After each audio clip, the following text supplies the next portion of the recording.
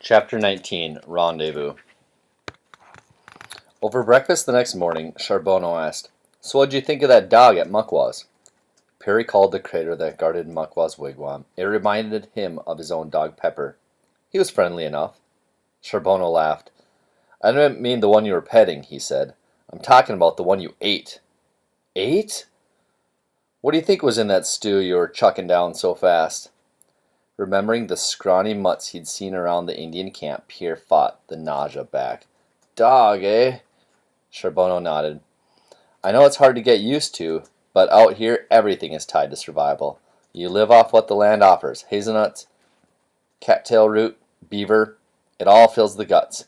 Dogs to the Indians can mean pulling a sled, carrying a pack, or meat on the table." Pierre was still trying to decide if he thought it was right to eat dog wilderness or not, after Charbonneau had excused himself and headed for the fur-pressing room. Later that morning, Pierre went for a hike over the hill behind the fort. Skirting the edge of the Indian village, he followed a deer trail that ran parallel to the lake. A short while later, he came to a clearing that offered a spectacular view of Superior. Below him, a dozen canoes were rounding Hat Point and racing for the fort. He was staring at the brigade pulling for the fort when a voice startled him. "You like Gitchigami?"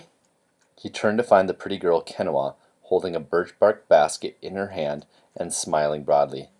Pierre felt himself blush. "You like Gitchigami?" she replied in faltering French. For a moment he thought she was referring to the blueberries in her basket, but when he looked down she shook her head and pointed toward the lake. Pierre nodded, understanding that Kennewa was using the Ojibwe word for Lake Superior. "Yes, I do," he said. Kennewa, still smiling, asked, "You like Kennewa?" Such directness shocked Pierre. He wasn't sure what to say. "You like Kennewa?" she repeated. "Yes," he said, looking into her deep brown eyes. When the canoe race below concluded, Kennewa motioned toward the berry patch, inviting Pierre to help with the picking. They turned to walk up the ridge. He thought of offering his hand, but before he could make up his mind, she gave him her hand and a friendly squeeze, and led him to the place where the blueberry bushes were thickest. Kennewa knelt, and working with both hands at once, began to fill her basket. Rolling her fingers through the low bushes, she filled each palm in a single graceful motion and dropped the berries into her basket. Pierre often picked berries with his mother and sister back in Lachine. They always teased him about being a better eater than picker. When he was little, Mother sometimes threatened to limit him to a single piece of blueberry pie if he didn't fill his bucket more than his face.